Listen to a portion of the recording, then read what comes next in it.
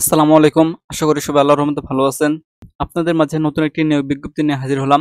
Civil সার্জনের কার্যালয় শরীয়তপুর নতুন একটি নিয়োগ বিজ্ঞপ্তি প্রকাশ করা হয়েছে ২৯/৫/২০২৪ খ্রিস্টাব্দ।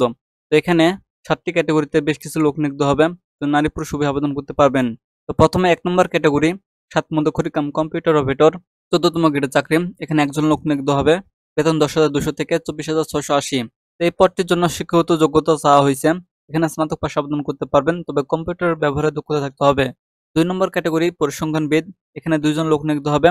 ১৪তম গ্রেডের চাকরি। স্নাতক পাশে আবেদন করতে পারবেন, তবে পরিসংখ্যান, গণিত, অর্থনীতি বিষয়ে স্নাতক ডিগ্রি থাকলে আবেদন করতে পারবেন, তবে কম্পিউটার ব্যবহারে দক্ষতা থাকতে হবে।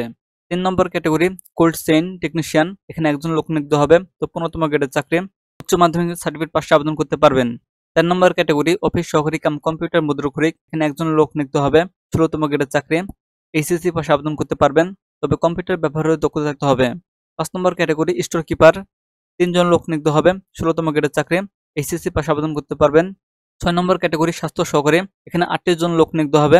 ১৬তম গ্রেডের চাকরি। বেতন ৯,৩০০ থেকে ২২,৪৯০। এই পদটির জন্য শিক্ষাগত যোগ্যতা চাওয়া হয়েছে। এইচএসসি পাশে আবেদন করতে পারবেন।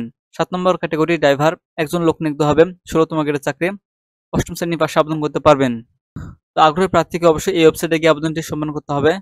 তো অনলাইন আবেদনের শেষ তারিখ ২২/৫/২০২৪ বিকাল ৪টা। উক্ত সময়সীমার মধ্যে আবেদনটি সম্পন্ন করতে হবে। তো অনলাইনে আবেদনের জন্য প্রার্থী তার রঙিন ছবির দৈর্ঘ্য ৩০০ বাই প্রস্থ ৩০০ পিক্সেল হতে হবে এবং স্বাক্ষরের ক্ষেত্রে দৈর্ঘ্য ৩০০ বাই প্রস্থ ৮০ পিক্সেল হতে হবে।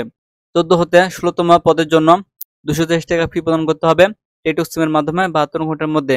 তো আপনারা যারা আগ্রহী আপনাদের যোগ্যতা অনুযায়ী আবেদন করবেন পছন্দের পদটিতে। আর পরবর্তী নিয়োগ বিজ্ঞপ্তি পাওয়ার জন্য অবশ্যই চ্যানেলটি সাবস্ক্রাইব করে সঙ্গে থাকবেন। সেই পর্যন্ত সবাই ভালো থাকবেন, সুস্থ থাকবেন। আল্লাহ হাফেজ।